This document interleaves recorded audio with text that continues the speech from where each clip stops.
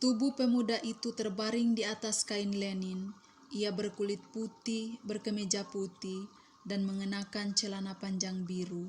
Bibirnya terkatup, matanya terpejam. Tubuhnya terbujur kaku di balik kotak kaca panjang. Tangan kirinya menggenggam daun palma kering, dan pada kedua kakinya terlihat ada luka sayatan dengan liukan yang cukup dalam. Bekas memarnya masih terlihat merah keunguan. Itulah bukti penganiayaan yang ia terima semasa hidupnya, masih jelas melekat di tubuhnya. Ia memegang salib emas di tangan kirinya. Tubuh lelaki muda itu tidak rusak, meski ia telah meninggal sekitar 91 tahun lalu. Jose Sanchez del Rio lahir pada tanggal 28 Maret 1913 di Sahayo, Provinsi Michoacán di pedalaman Meksiko.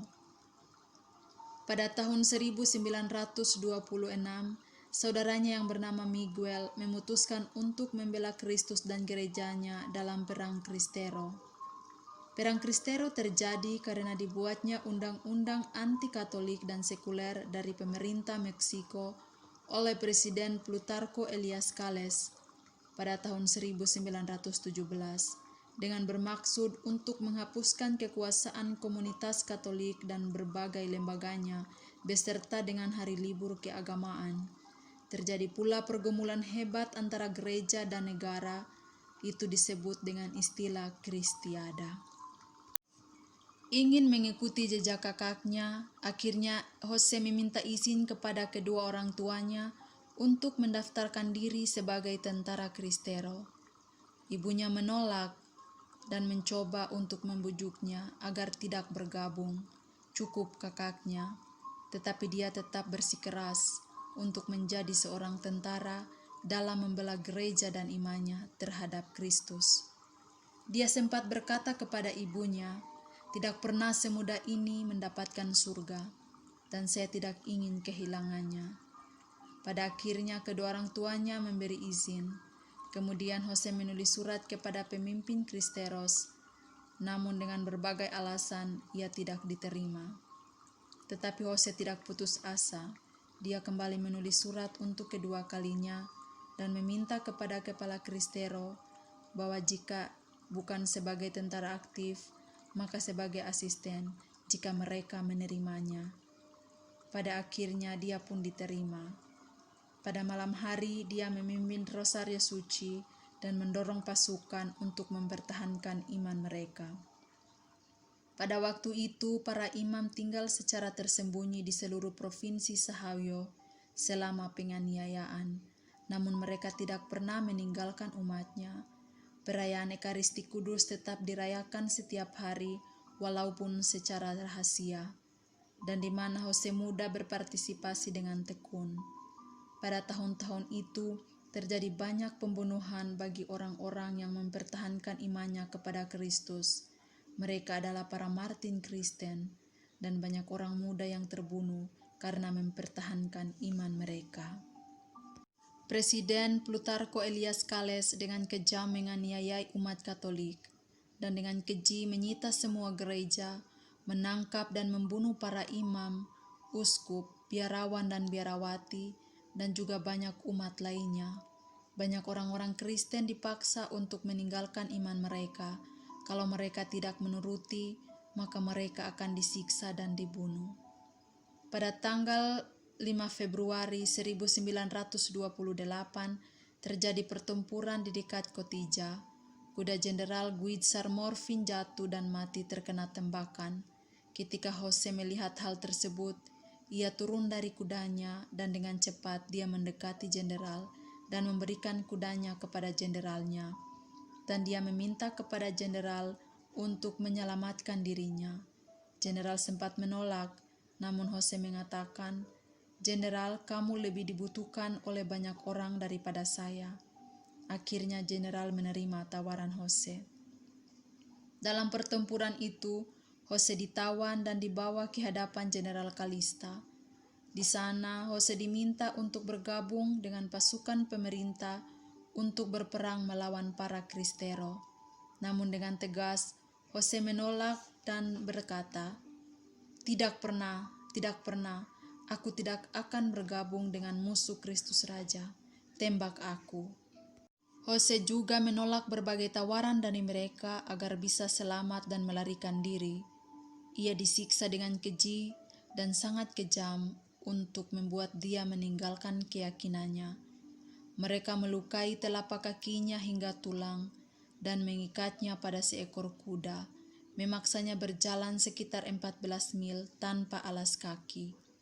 Pada saat dia merasa capai dan rasa sakitnya tak tertahankan, Hose yang penuh rahmat ilahi berteriak dengan keras dan penuh semangat, "Hiduplah Kristus Raja dan perawan dari Guadalupe."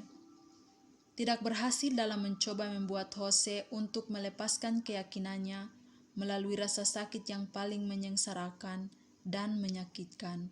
Para prajurit mencoba mengintimidasinya dengan cara lain yang lebih keji.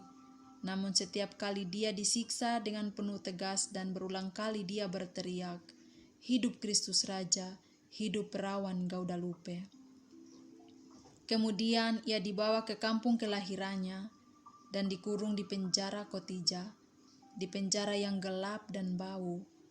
Para prajurit menyuruh ibunya untuk menulis sepusuk surat yang memintanya untuk menghapuskan kepercayaan Katolik agar ia bisa dibebaskan.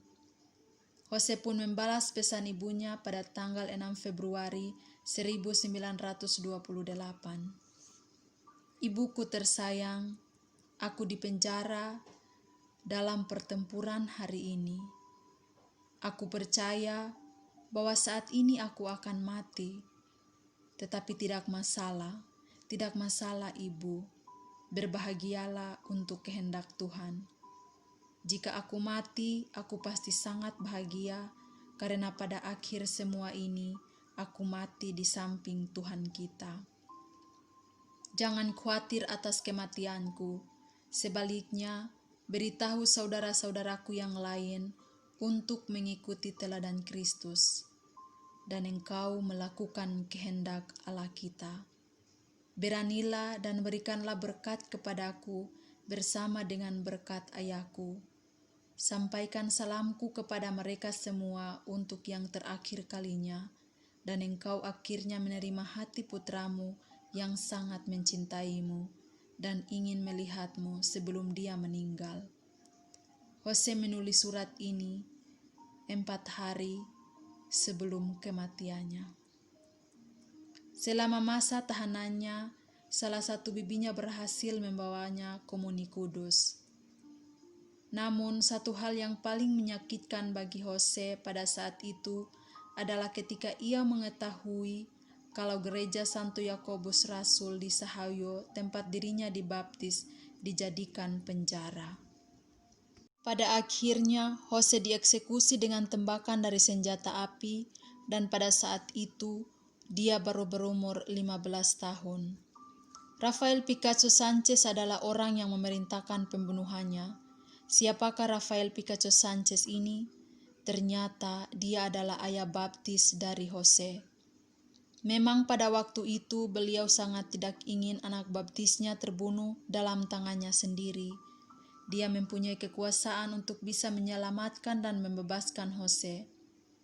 Akhirnya Rafael Picasso menawarinya berbagai proposal untuk menyelamatkan anak baptisnya, seperti akan mendaftarkan Hose di sekolah militer bergengsi atau mengirimnya ke Amerika Serikat.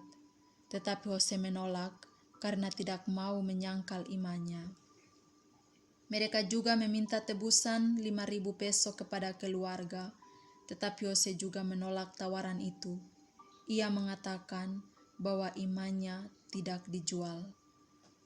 Saat-saat penyiksaan, seorang saksi mengatakan, "Saya tidak mendengar keluhan, saya hanya mendengar suara Hose yang pasrah.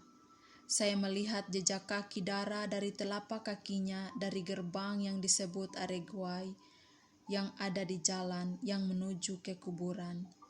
Dari penginapan ada banyak orang juga menyaksikan hal tersebut. Para prajurit membawanya ke pemakaman di mana dia ditikam pertama kalinya, dan kemudian mereka memberinya pukulan terakhir di kepalanya." Tibanya di kuburan, Jose ditikam oleh para prajurit. Dengan setiap serangan, ia berteriak, "Hidup Kristus Raja, hidup Bunda Maria, perawan suci dari Guadalupe." Kemudian di tengah-tengah siksaan, Kapten Kepala Pengawal berkata kepadanya, "Bukan karena belas kasihan, tetapi karena kekejaman, dan karena dengan apa yang dia katakan kepada orang tuanya." Dan Jose menjawab, "Kami akan melihatmu di surga."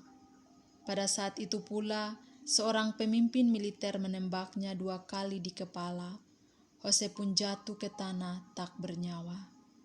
Setelah meyakinkan kalau Jose sudah tak bernyawa lagi, mereka meletakkan tubuhnya yang tak bernyawa itu di kuburan kecil dan menutupinya dengan tanah tanpa peti mati, tanpa kain kafan, sampai bertahun-tahun. Malam tragis itu terjadi pada tanggal 10 Februari 1928, tepatnya pada malam hari jam 11.30. Namun Jose menerima siksaan yang keji itu mulai dari jam 6 sore. Kemudian beberapa tahun kemudian, jenazahnya diambil dan dimakamkan dengan pantas dan layak di Katakombe Kuil Penebusan Hati Kudus Yesus. Setelah itu, tubuhnya dipindahkan lagi di dalam kuil Paroki Santiago Apostolo Sahayo Mikaucan. Santo Jose Sanchez del Rio harus mengilhami kita semua, terutama kaum muda Katolik, agar tetap kuat dan taat pada imannya, dan untuk dapat memberikan kesaksian terhadap Kristus dalam kehidupan kita sehari-hari. Ia dideklarasikan menjadi martir pada 22 Juni 2004 oleh Paus Yohanes Paulus II, dan dibeatifikasikan oleh Paus Benediktus ke-16 pada tanggal 20 November 2005 di Meksiko, di tanah kelahirannya. Dan Paus Fransiskus menyetujui sebuah mujizat yang diatributkan kepadanya pada 21 Januari 2016. Dan pada akhirnya Jose dikanonisasikan oleh Paus Fransiskus pada tanggal 16 Oktober 2016 di Roma. Terima kasih teman-teman dan para sahabat Katolik di mana saja berada. Sampai dulu ceritaku hari ini dan sampai bertemu di cerita lainnya.